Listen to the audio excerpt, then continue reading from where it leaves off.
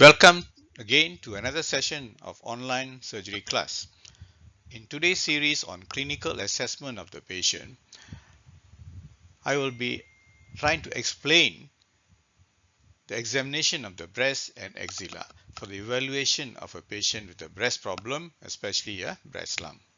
In this short lecture, I will be discussing the examination of breast and the axilla, which is a very important requirement for the final medical exams. Now, before you go on with the examination of the breast, you must take a very good history with the patient, especially with the patient with breast lump. Okay, the first thing is to introduction. You have to get a consent of the patient, and to get a good history, you must have the patient's confidence. So it's very important for you to talk to the patient before you proceed on with taking history and examination. Under the presenting complaint in this patient, your patient is a patient with a lump in the breast.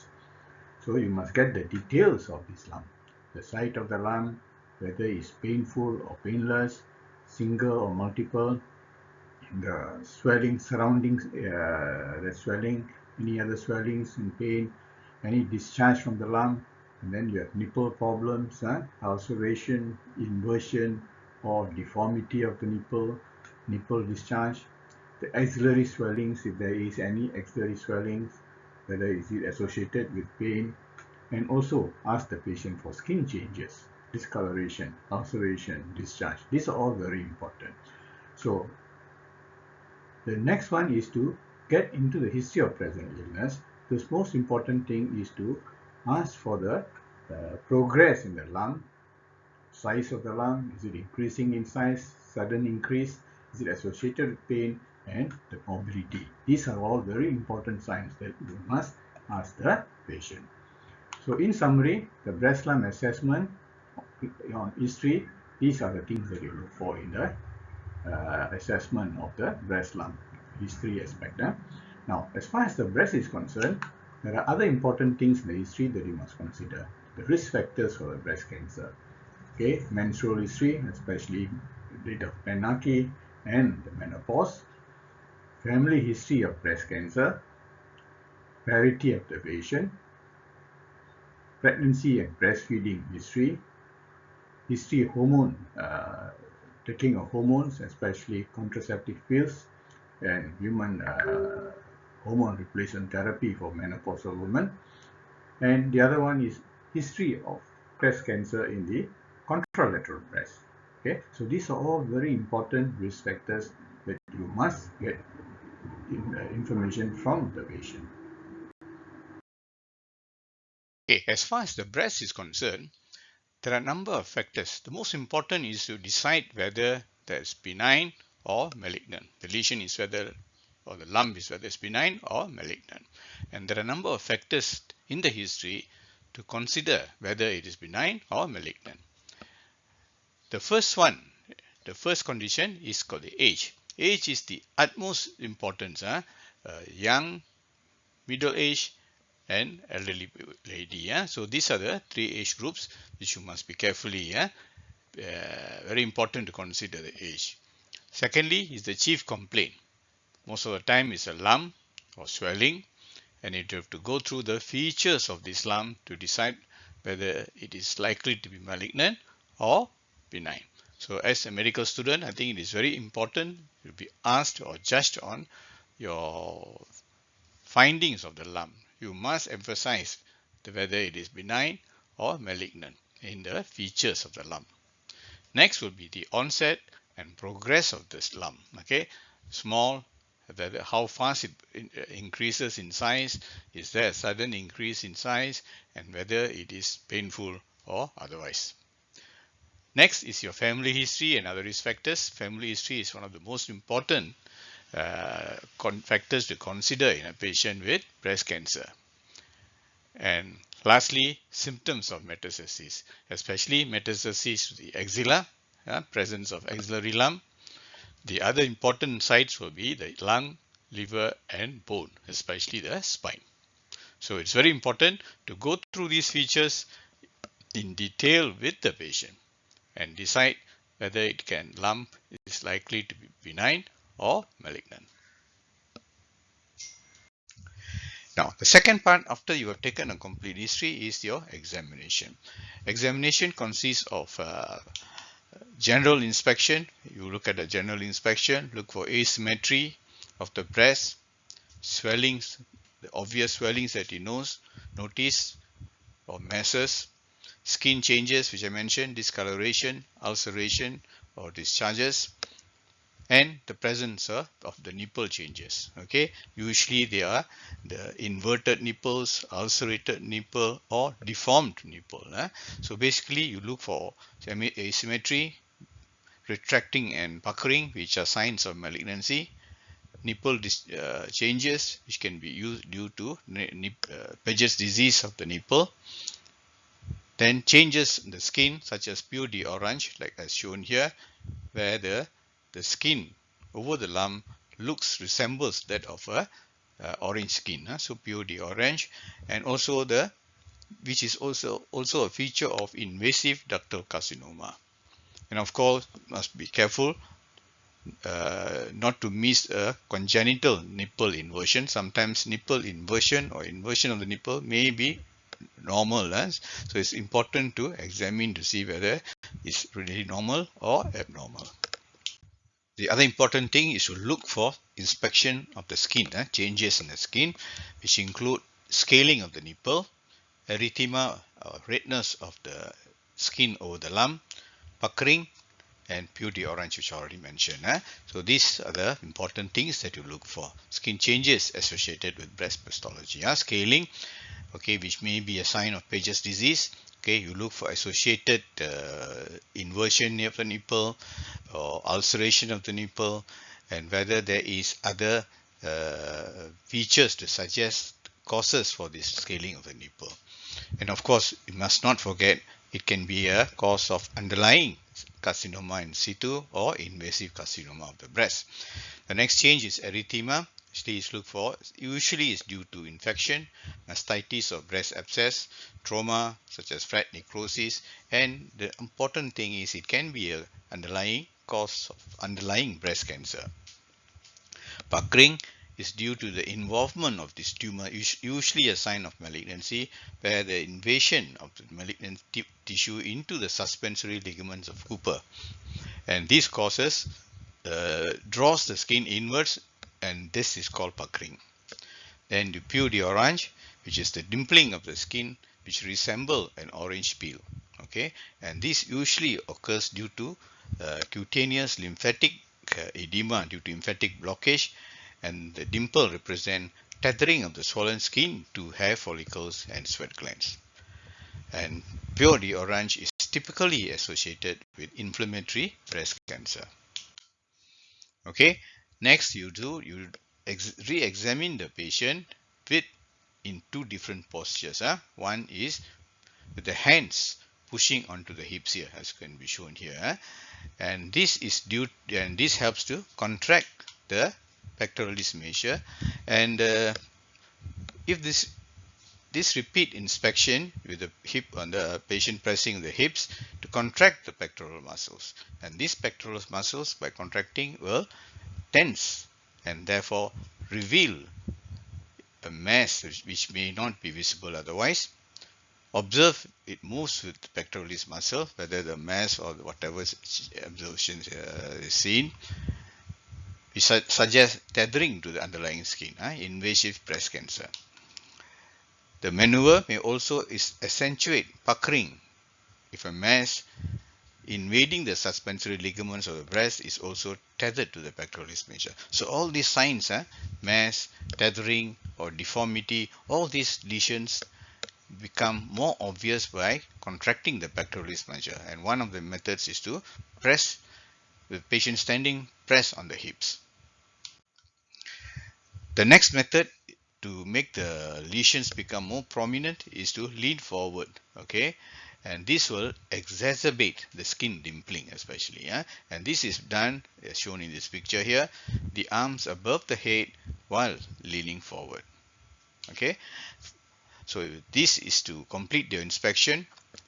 So once the patient puts the hands behind, the head and lean forward so that the breasts are pendulous. And if it's a fixed breast, the lump is fixed to the underlying muscles, okay, this pendulous feature will be absent. So this position exposes the entire breast and will exaggerate any asymmetry, skin dimpling or puckering. Okay, the next part of the examination is the most important. It's called the breast examination, and this is done with the patient lying the head of the bed is 45 degrees, and I ask the patient to lie down with the affected the hand behind the head. And usually it's better for you to examine the asymptomatic of the normal breast first. Okay, here this is the position.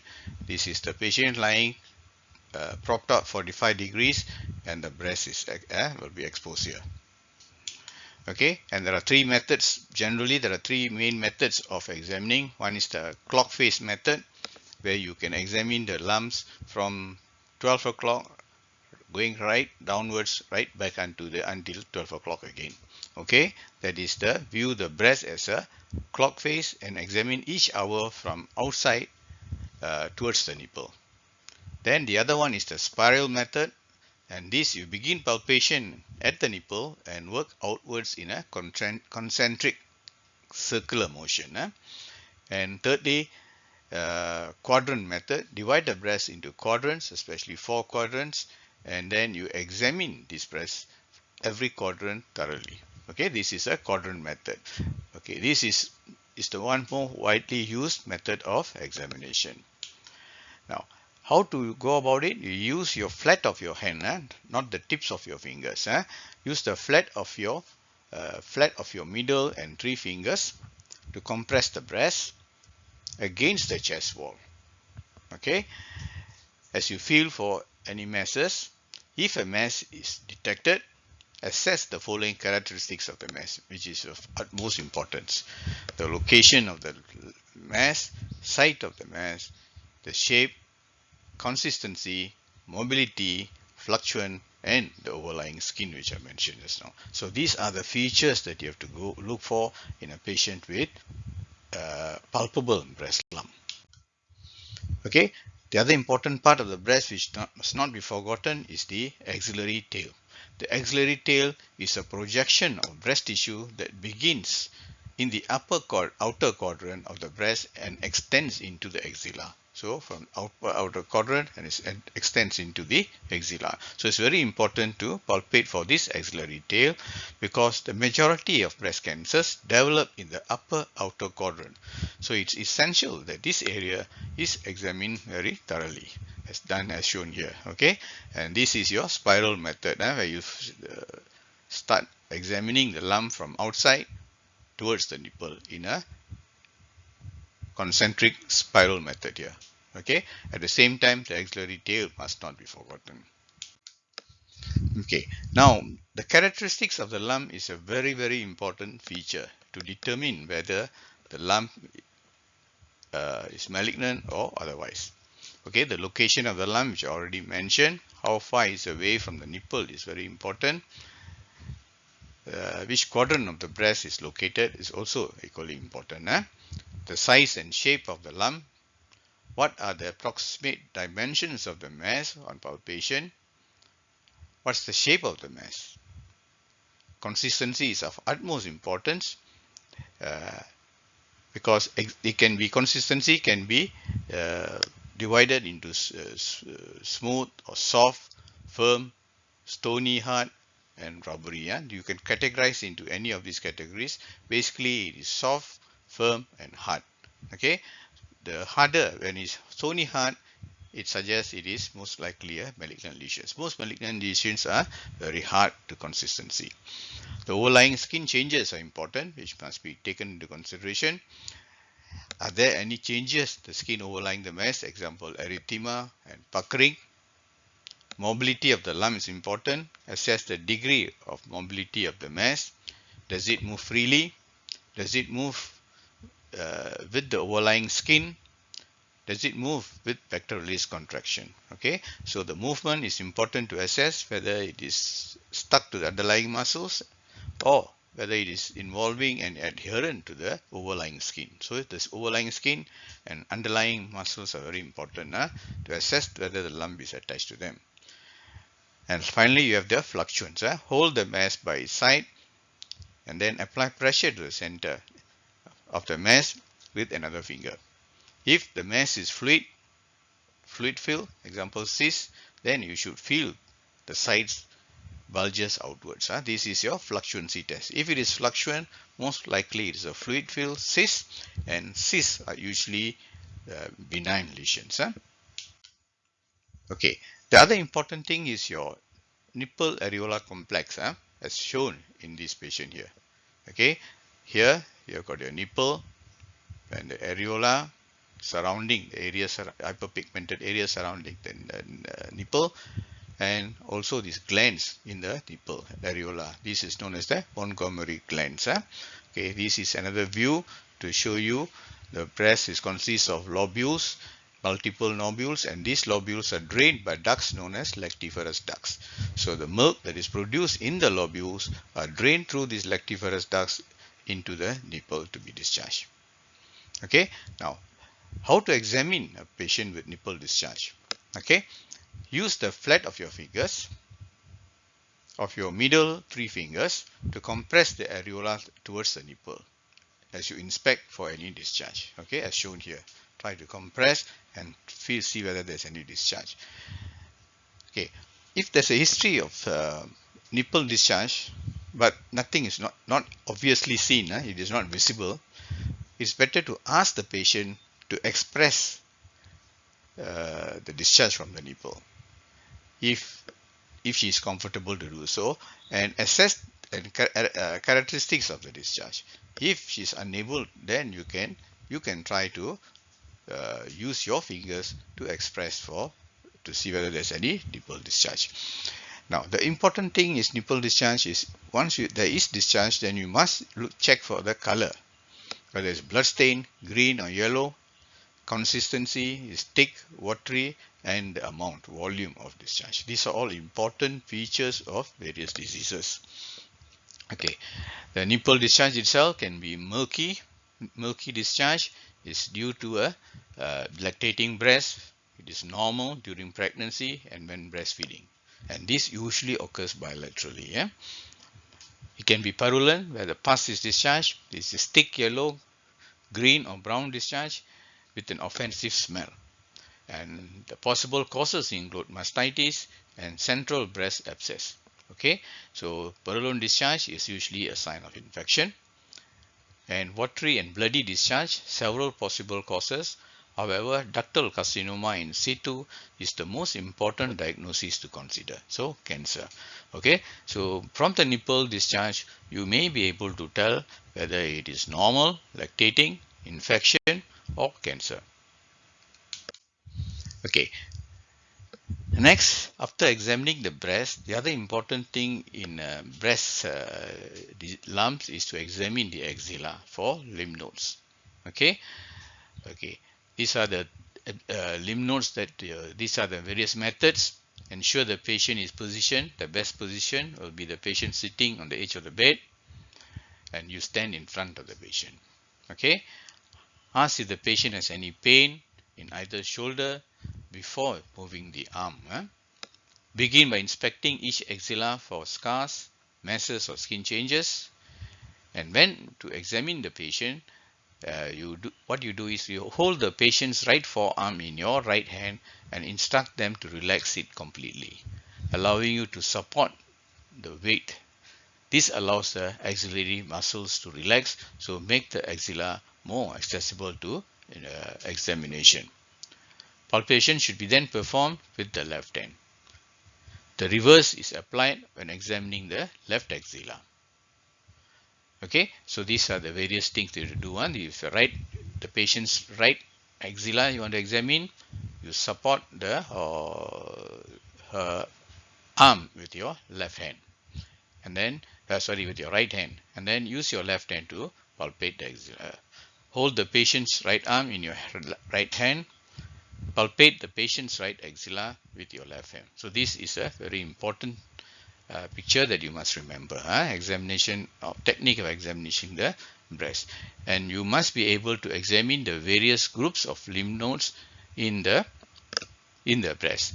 Okay, the anterior group of lymph nodes or the pectoral lymph nodes, central or medial lymph nodes, subscapular posterior group of lymph nodes, humeral or lateral lymph nodes, and apical lymph nodes.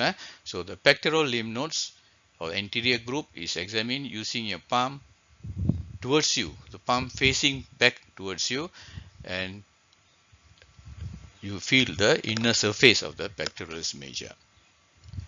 The central group of lymph nodes can be examined by the palm facing medially against the chest wall. The subscapular or the posterior group of lymph nodes, palm facing away from you. That means you are feeling for the subscapular area there. Okay, that is posterior. Okay, so the posterior group of lymph nodes. And the humeral is the lateral group of lymph nodes which are present in the inner arm, inner arm within the axilla. That's a lateral part here. Okay, here. And the apical groups, you reach upwards in the apex of the axilla. Okay, the description here tells you how do you go about examining the various groups, the 5 groups of lymph nodes in the axilla. And once this is completed, if you notice a lump, then you must describe the size, consistency, and fixation. These are very important. And the same, once you have completed, then you have to do the same for the opposite or the contralateral axilla. Okay, in this slide, you see the axillary lymph nodes, the layout, where the lymph nodes are located, and where you are supposed to palpate each group of lymph node in the axilla. Okay, this is the right axilla. So the important structures here, the humerus, the clavicle, and the pectoralis minor muscle, which is attached to the coracoid process of the scapula. And the other landmark is your scapula, where the subscapularis muscle is there. Okay, so these 5 groups of lymph nodes are related to these structures. Okay, the first one is your anterior group of lymph nodes related to the pectoralis major muscle here. This is the anterior group. Second one is the posterior group, which is related to the scapula with the subscapularis muscle. So this is your group number 2, the subscapula, the posterior group of lymph nodes. The third one is the medial or central group of lymph nodes here in the center, which is located on the chest wall, the chest wall, the rib cage here, around the rib cage here. So medial or the central group of lymph nodes. The fourth group is related to the humerus, which is your lateral group of lymph nodes here. So this lateral group of lymph nodes are related to the medial border or the medial surface of the humerus in the axilla. And the fifth and the last group is your apical group, which is in the apex of the scapula, also known as the inferior or infraclavicular lymph nodes, which is the deepest of all the lymph nodes. The lymph nodes from all these areas will drain finally into the apical lymph nodes. Okay, then this is another picture to show you the same thing. Okay, the humerus, clavicle, pec minor, and your scapula here. Okay, and the various groups of lymph nodes are there: anterior, posterior, medial or central. Then you have got your lateral group of lymph nodes, and finally the subclavicular or the apical group of lymph nodes. And on the patient, this is how it's distributed. You have first is your pectoral or anterior group of lymph nodes related to the pectoralis anterior here. Second one is your related to your subscapularis muscle in the behind the posterior lymph nodes, where the scapula is. Third one is your central group of lymph nodes, which is present in the medial wall of the axilla, in the chest wall. And the fourth one is your lateral group of lymph nodes related to the medial surface of the upper humerus in the axilla. And finally, the last is your apical lymph nodes below the clavicle, infraclavicular lymph nodes. So these pictures show you give you a visual picture of where to look for the lymph nodes in the axilla when you do the axillary examination. Once you have examined the axillary lymph nodes, then you have to go and examine the other lymph nodes, the infraclavicular lymph nodes, supraclavicular nodes, and the cervical lymph nodes, especially the lower cervical lymph nodes, which I have described to you in the examination of the neck and thyroid. Okay, the other lymph nodes are all you have to look for, and these include your cervical lymph nodes, supraclavicular, infraclavicular, and parasternal lymph nodes. Parasternal lymph nodes are usually not palpable. But now we come, and finally, after examining the patient and taking a good history, now you have to provide a summary. Okay, this is a sample summary. Madam K, a 64-year-old female, complained of a lump in her left breast for 1 month. On general inspection, she appeared comfortable and well. Closer inspection of the chest did not reveal any scars or breast abnormalities. Palpation of the breast revealed a single lump in the left upper quadrant of her left breast. Upper outer quadrant, it measured 2 by 3 centimeters, firm and mobile, and there were no signs of regional lymphadenopathy. These findings are consistent with the fibroadenoma, but considering the age of the patient, carcinoma of the breast should be excluded. In order to proceed on, I would like to perform the following investigations to confirm the diagnosis. Mammogram, typically used when patients over 35 years of old, and this our patient is 65, shows the mammogram is very essential for this patient. Next is an ultrasound scan. Typically, it's more useful in female patients, but it is very important to be done in the elderly, in this patient, to determine the nature of the lump, whether it's a cystic or a solid lump. And finally, I will recommend a core biopsy of the breast lump under ultrasound guidance for further histological assessment of the lump to determine whether it is malignant or otherwise. Okay. Finally, after the history and examination, you should be able to derive at a possible clinical diagnosis. You must be able to suggest whether it is a benign or malignant lesion of the breast that you are dealing with. I'll show you a short video on the OSC guide of breast examination, which is a very important exam topic.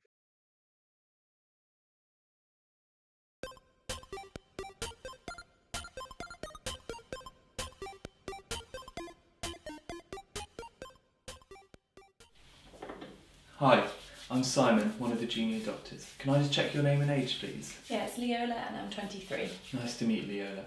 So today I need to perform a breast examination. Have you ever had one of these before? No. Okay. And which breast is of concern to you?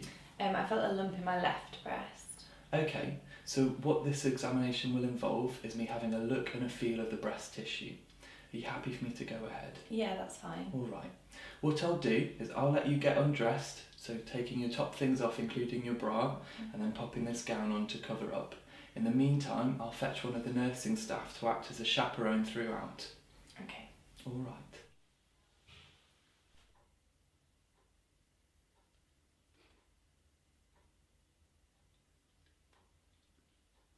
Okay, Leola, if you could just put your hands on your hips for me, and now just press down on the hips. And now if you could put your hands behind your head and push your elbows back. And now just lean forward for me. Okay, thank you. Okay, Leola, if you could lie down for me now, I'm going to examine the breast. And if you could just put your right hand behind your head for me. Thank you.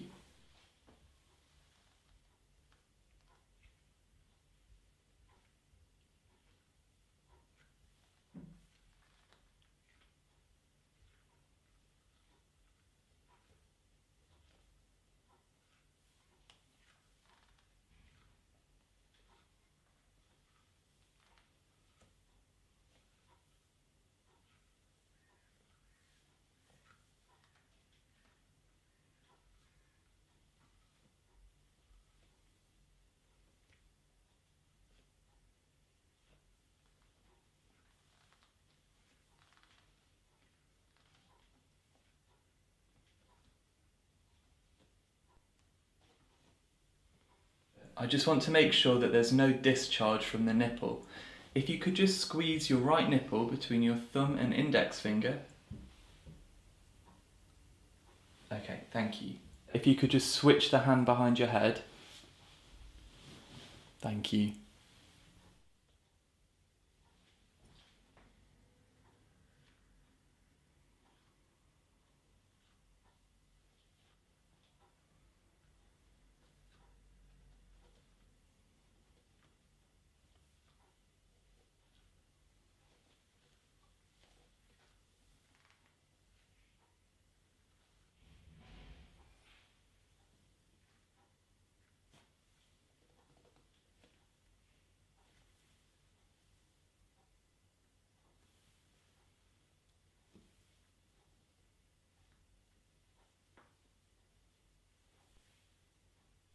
Now could you just tense your chest muscles, Leola? Thank you. What I need to do now is have a feel of the glands in your armpit, okay? So if I could start on the right, I'll just take all the weight of your arm, so just completely relax it, okay?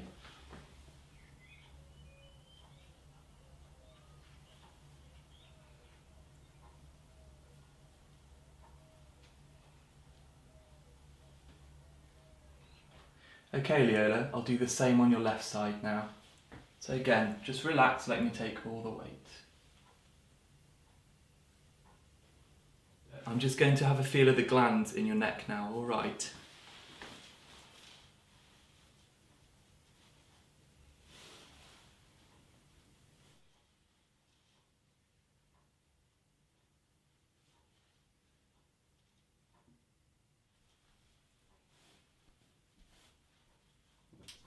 That completes the examination. Thank you very much, Leola.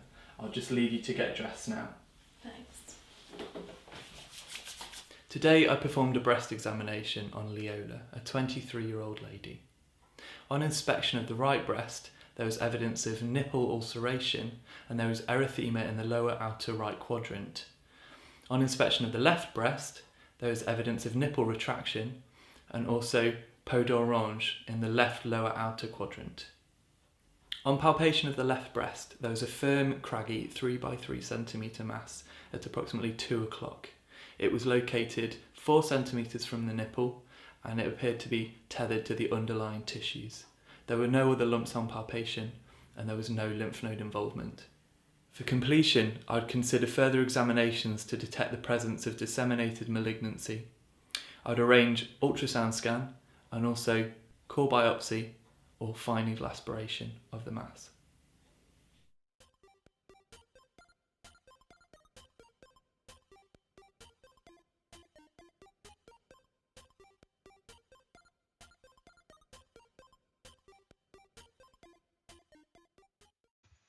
Okay, thank you for joining this short session on breast examination.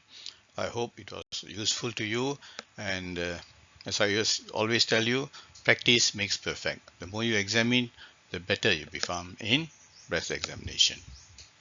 Thank you.